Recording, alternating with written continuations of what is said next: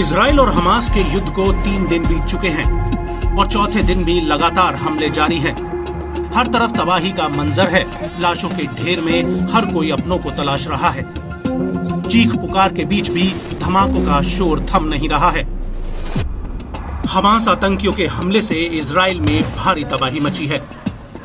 फिलिस्तीनी आतंकी संगठन हमास ने 7 अक्टूबर की सुबह अपने कट्टर दुश्मन इजराइल पर 20 मिनट के अंदर 5000 से ज्यादा रॉकेट दागे, जिसने इजराइल समेत पूरी दुनिया को हिलाकर रख दिया।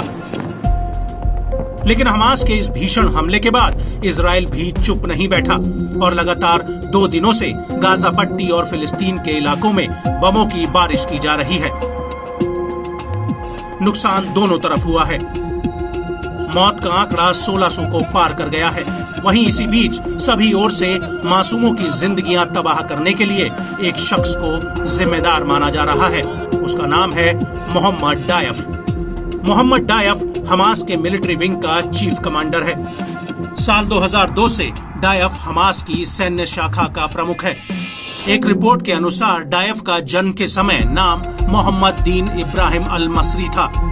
इसके पहले भी डायफ का नाम इजराइल में आतंक फैलाने के मामलों में आता रहा है।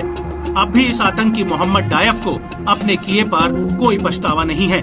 उसने इजराइल पर हमले को ऑपरेशन अल अस्का स्टॉर्म नाम दिया है।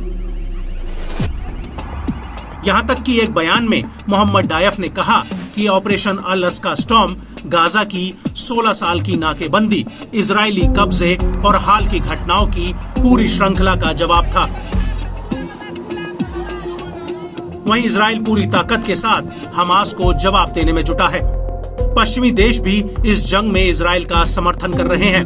दूसरी ओर मुस्लिम देश फिलिस्तीन के हक में खड़े हैं। ये सभी देश लगातार दोनों पक्षों को जंग रोकने की अपील कर रहे हैं।